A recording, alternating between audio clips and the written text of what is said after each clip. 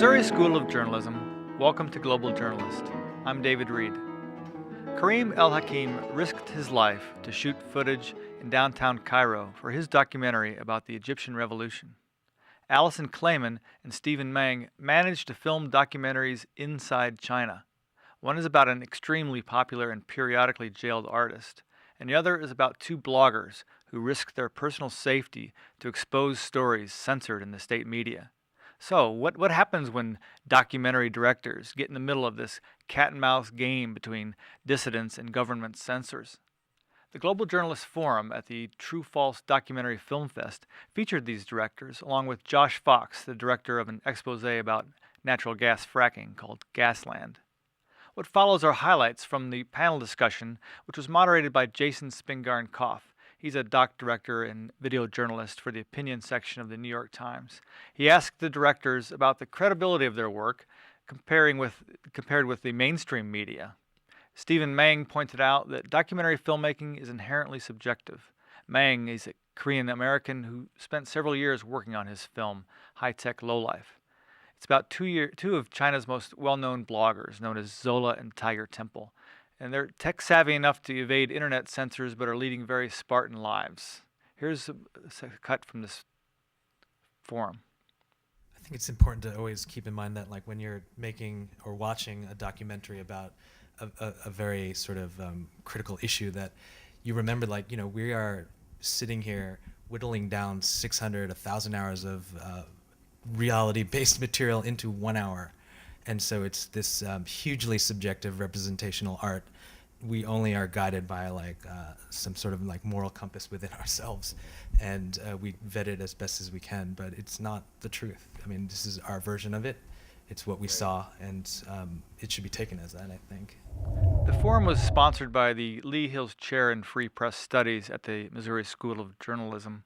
So there were student journalists in the audience who were wondering about their practices. Alison Klayman, the director of Ai Weiwei, Never Sorry, said documentary film directors have a basic similarity. For a young person who's going into all this, and despite maybe some of the tenor, which I also think is true, what we were saying before, I mean, I do find value in the part of me that also I consider myself a journalist, and I think, because I think of it in the best way, I mean, if you come in, I think everybody sitting here is did filmmaking that also adhered to, again, it's about the principles less than the label, but the fact that you do really care about, the accuracy of what you're doing. It's not in name that you show another side because you have to, but if you're really in pursuit of the truth and getting your facts right, I mean, that to me is just the most important and part and parcel with documentary filmmaking, which I think is nice because it frees you from the constraints of journalism, which are sometimes very practical, like time limits and space and all those kind of things. And the fact that, as a creative person, you can make it however you decide you want to make it, and then see if people, if that works for people. But so I mean, I think that seeing yourself also as a journalist for all the things that good journalism stands for is so important for documentary for me. Also pointed out why maverick social media reporters like Zola and Tiger Temple are needed in countries that control the established press. Yeah, it seems like there's different levels of this sense of the failure of journalism, especially you can be in China or the U.S. and journalism or wherever, and journalism is supposed to be that last protective barrier between you and the government, or you and powerful corporation, and it fails us constantly, repeatedly. One of the first things that my younger character Zola had said to me early on was that, in China all news is good news, and he thinks that's crap. And there's a huge distrust, obviously, in China for the mainstream media, and that's I think a shared sentiment here.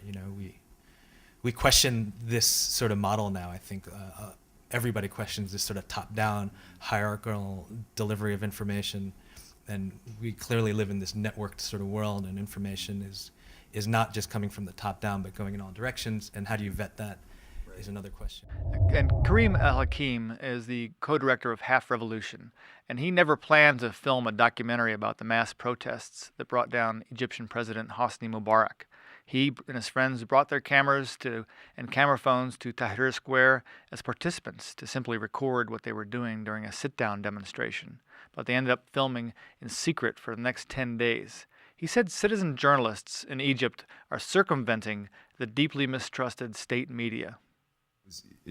In Egypt right now, there's very much a media war going on, okay, amongst the population of the official state TV line and the official government papers and everything, and then everybody else, not including the foreign press. I'm talking about Egyptian citizen reporters. And of course, the state has a monopoly over television and a lot of the papers and a lot of what is said in even the independent papers. So what's happening now is kind of a movement called Kazibun, which means liars. And these are just citizen activists that have lots of clips and photographs and of certain events that happen in Egypt where a lot of people died and got, whether they were driven over by tanks or they were, died in a soccer stadium or they were shot at in the street. All of that footage is completely censored and illegal to show. And I think there's also some complicity from Western media to also kind of censor that material and not show that material. I think it's, it really depends on how politically convenient the story is at the moment. But what people are doing in Egypt is they're literally going out into the streets and projecting these videos onto walls of buildings, onto statues, onto, walking around with laptops and sitting down and showing people that don't have access to satellite TV or internet, and showing them the photographs of dead Egyptians or showing them videos where people are getting killed by the army or the police. And this is just a grassroots movement, and it's a total circumvention of this, institutionalized news that we're all tired of, because when we watch state TV, I watch it just to see what the lie is this week. It's like the complete opposite of the truth. So I can tell it's very insightful to watch this stuff because it gives some kind of, it gives me insight into how is the regime thinking, But of course the opposite is being done by citizens. So there's a real tug of war for perception of minds and changing minds, because so many Egyptians really just rely on the state TV media, this kind of terrestrial television, and they don't really question it. They just kind of take it as truth, even though it's complete opposite of the truth. Moderator Jason Spinger-Koff then delved deeper into the role of social media. Yeah, I think that gets us to this key issue of, Stephen, in your film, and I think in your film too, the amount of citizen reporting, citizen media. These are non-professional journalists, and by not being a journalist, they actually had advantages. You would get advantages as a credentialed journalist. In your situations, it was the non-credentialed journalists who had certain advantages for reporting the truth. Yeah, actually, I think if I was an accredited journalist, I probably would have been, targeted and probably beaten up much easier. I mean, they knew where they were, and those guys, they got their heads cracked open, and their stuff was smashed, and things that happened to Anderson Cooper and his cameraman. I mean, I never seen a guy get, his face was just completely purple and swollen and really got beaten bad, really bad. And it's because they were registered journalists, We actually, when we got arrested, the night we got arrested, we had cameras on us. They didn't frisk us. They didn't notice that we had the cameras. And Omar actually had a press card, a Danish press card. I said, don't use that. Don't use that. Unless they find the camera, don't say, just tell them you're a tourist. That's what we did. I mean, we simply just lied our way through and became, tried to stay as anonymous as possible. And I think that was the only way to really get the story, is just try to be as invisible as possible and avoid detection. As soon as you're on the radar, people follow you, and it's much harder to kind of get things done. That's why a lot of these shots that everyone experienced on TV were made from, 5-star luxury hotels with a very long zoom lens off the balcony. And these were the only things that kind of that we could see on the news, because it was simply too dangerous for those accredited journalists to be in the street. You know, so we had the advantage of really just being anonymous and being able to kind of, and also it's my neighborhood, so I know a lot of the people, and I can hide quickly. I know my way around town, and so that really allowed us to get these things, you know, done. Stephen, do you want to talk about why your subjects say we are not journalists?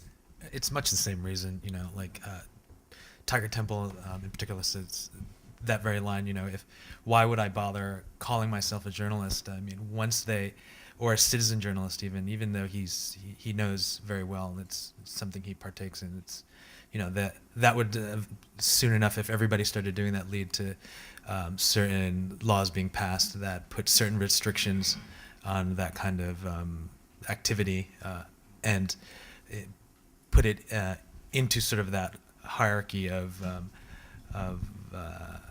the spectrum of newsmaking and what people can and can't do within that spectrum.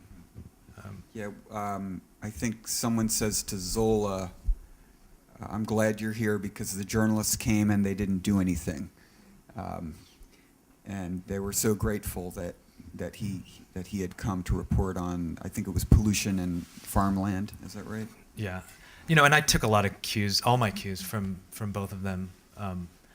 And so wherever they went, you know, they would not posture to be anything more professional than what they were, like just a couple of dudes riding bikes around the country and city taking pictures when they felt like it. You know, on the flip side, if you want to, you know, if you're in China, you want to speak to the bureau chief of the AP or something, you know, it helps to seem more professional. But I'm not, you know, I'm just a filmmaker, so in reality. I think what's interesting about this, though, so why is it that being a journalist then is a dangerous thing to authorities? Let's also talk about, maybe not necessarily to like a mob on the street, which there might be other things that are going on there, but, you know, why does that distinction matter?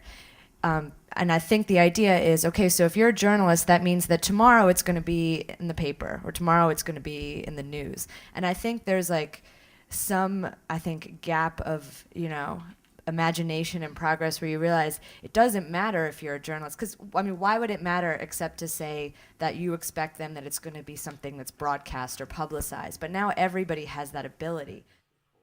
And the directors also talked about the impact of social media on the future of free expression in China and Egypt. China has for a long time had a very clear policy on the internet. The idea of both, you want as little to be anonymous as possible, so you can always track who's, you know, where things are coming from, whose IP address it is, and who that individual is, and that also you want to be able to, you know, block. You want to both keep things out. It's about suppressing things, but just as much, it's about seeding the story that you want and having people out there who are writing on message boards and who are kind of bringing the conversation in a particular way. And, you know, they've made at their like national party meetings, like in last year or 2 years ago, there was a speech that got leaked out where they talk about, I mean, very openly, that is the policy, that's the goal. And in some ways, it shows a great deal of foresight on the government's part, like that maybe they don't really underestimate the power of the internet, and they are always trying to stay ahead of it. But the question is, you know, really, can you? I mean, back to the question of whether you can suppress it or not, because, you know, even within, you know, Weibo, which is sort of like, you know, Chinese microblogging, you know, within the firewall, people are having all kinds of conversations about a lot of things. It's not, you know, it is too hard to keep it all down, or to keep people from having a creative way to talk about something. You saw like a bit of an overreaction also in some ways right after the Arab Spring, where there were hundreds of people being rounded up. You know, the rumors had spread that there was going to be like a Chinese Jasmine revolution, and that people were congregating for that. And like one of my older characters in particular, he was like, you know, that was a rumor that I openly said I had nothing to do with and was not actually interested in, because when and if we have any kind of like revolution, it's not gonna be called the Jasmine Revolution. It's gonna have its own particular you know, name and style, and it's gonna look very, very different. because China's a very different place, and it's not about like just the access to the, people used to say like, is the internet going to change the future of China? Is technology going to, and social media going to change the future course of China? Well, no, that's just a tool, and it's going to be about like how, citizens, netizens, activists decide how to best use those tools. Yeah. No, I mean, at the same time, all this technology is all, it's very interesting, but consider that in Egypt, for example, 60% of the population is living under $2 a day. So they can't afford a $1,000 iPhone, and if they have a phone, it's probably an old clunky Nokia, maybe it has a camera. But people are very inventive, they're very inventive and creative about how they share information, and Egyptians love to talk, and they basically kind of just, it's word of mouth, everything's word of mouth, and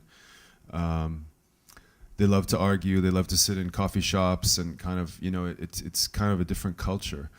I know that like my friends, some of the younger guys, they were using their BBM messenger to stay in touch with if there was a gathering, or if there was a march, or if there was certain areas that were too dangerous, or if there were checkpoints or things like this. I mean, it's a very in that sense, the cat and mouse game is being played, but by a very small group of people.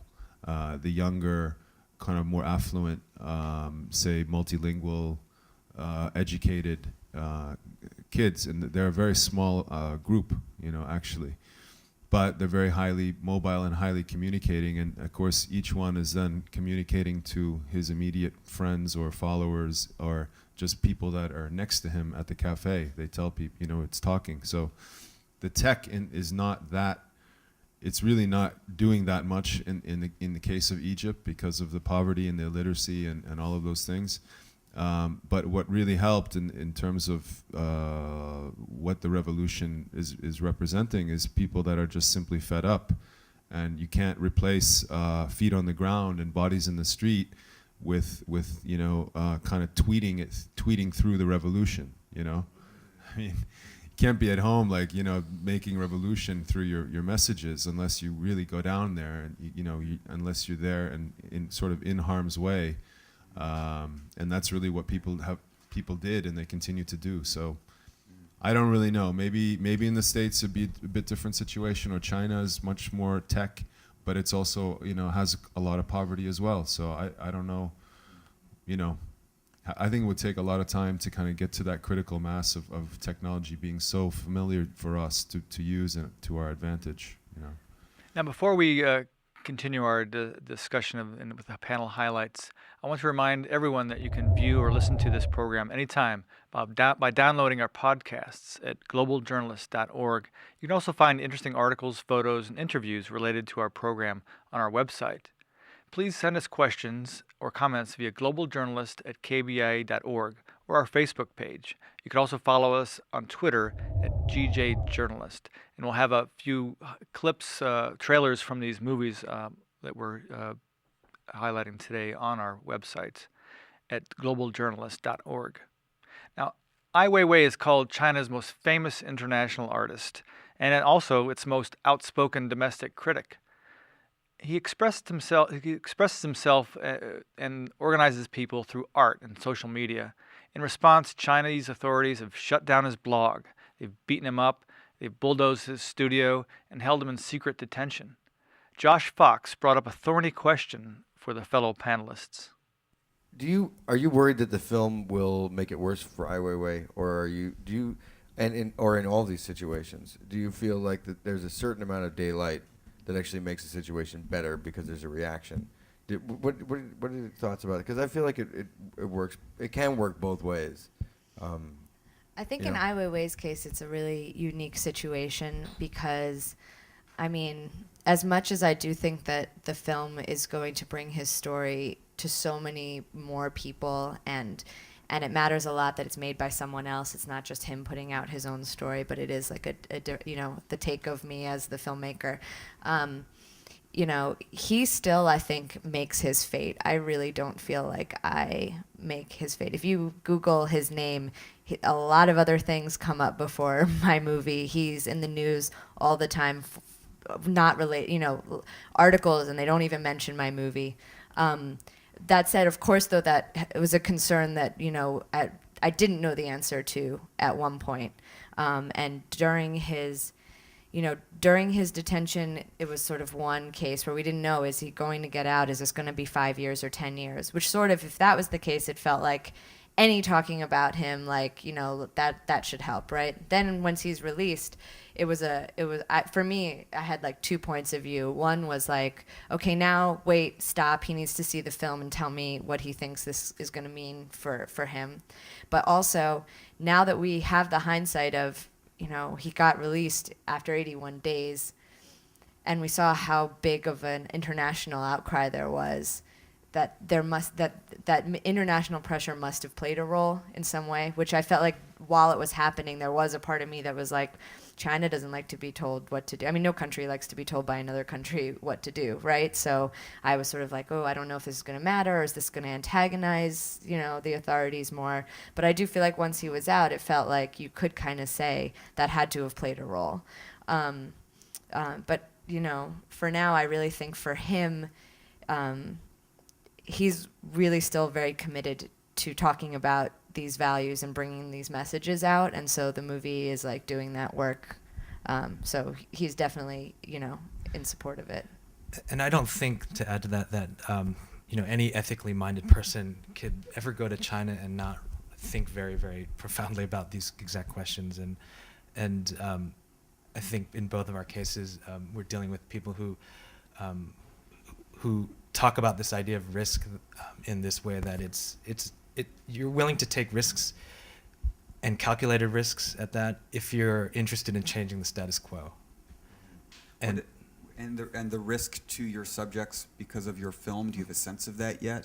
Well, that's something I was really very sort of preoccupied with, and from the very beginning made sure that they were comfortable with, and that they didn't feel like I would be adding any additional risk to them. And especially when your subject is so active on social media, there's nothing in my film that's not already in the public sphere. Right. But most people don't obsessively read everything about Ai Weiwei. Like, there's still the value of bringing it all together as a story. But the reality is there's very little that I'm not even sure if there's anything there that's like never been out in the world. It's just like most people haven't seen all his films and followed all of his Twitter and gone and talked to him about his family. It's like, in the end, it's not. He's one of the most famous people in China. Mm-hmm. Right? On the flip side, Hakim was asked whether he and his family might be endangered after the film about the revolution is shown inside Egypt, which is yet to undergo calls for what he calls the second half of the revolution. Hakim and his co-director were arrested, jailed, and beaten on the first day of the uprising when the police didn't even know they were filmmakers. As on a side note, Hakim didn't know this fact when the forum took place. The military-controlled government still hasn't allowed the screening of his documentary. I guess it's a bit unique for me because, like, my film is in a sense, it's really about, my family and my group of friends. We're the characters in the film. So, and we're showing where we live. We're showing what's going on in our house. So it's a very personal story. And of course, we're worried. I'm a little bit worried about when the film is shown in Egypt, what the ramifications will be. I'm not sure yet. We're kind of leaking it out a little bit so that there's some kind of padding. But April 2nd, the French Cultural Center will show the film. And of course, I think that it may even be banned. We'll see. It may not even be screened. It's funny because we're making this film and we're showing it all around the world. We can't show it in the country that we made it in. And I think there'll be some kind of repercussions. I just don't know what they will be. But at the same time, we're all in the revolution together, and we're all kind of. There have been so many more incredible tales of personal sacrifice in terms of the revolution, people being shot, being blinded, losing both of their eyes, and going back for more. So in a sense, I think the danger to me is something that's much less than what I've already seen people do. Near the end of the forum, Hakim urged journalists to take their watchdog role seriously. I think that you have to remember that there's way more of us than there are of them. And we all have cameras, and we all have a keyboard, and we have a brain, and a lot of us in the West, we have an education. And I think that, it's always going to be this tug of war, between what the people want and what these governments and corporations want us to do with that technology. And I don't think it's ever going to be just completely defined into and compartmentalized where they do this and we do that, and no one can initiate some kind of new way of doing things. I mean, filming policemen abusing somebody is sort of a right that we and sort of an obligation that we have to do to kind of maintain, our laws, the people's laws, not some kind of regime's laws for them to hide behind. So that's always going to be going, cat and mouse back and forth. But I think the thing is just keep shooting if something, and keep writing. And if something is upsetting you, or something that you want to fight for, just do it. Do it. Don't wait for someone else to do it, because we all have to kind of police them and not allow ourselves to be only policed by them. We're defining the laws, it's not the other way around. At least in this country, in Egypt, it took a revolution to kind of start to clean out all of these shackles that we've been living under for 30 years. And I think America has the opportunity to develop this relationship without resorting to violent kind of revolution. A few weeks ago, Al Jazeera gave a nod to the bravery and accomplishments of Hakim and his crew by awarding Half Revolution the top prize at the news organization's Documentary Film Festival. Now, we have a trailer from the film, and we're going to play a bit of it now. It starts with the sounds from the very first day of what would turn out to be the revolution in Egypt, as recorded by Hakim's crew. The crowd begins to chant, "No violence, no violence." And then the police officers in riot gear fire tear gas canisters to start breaking up the protest.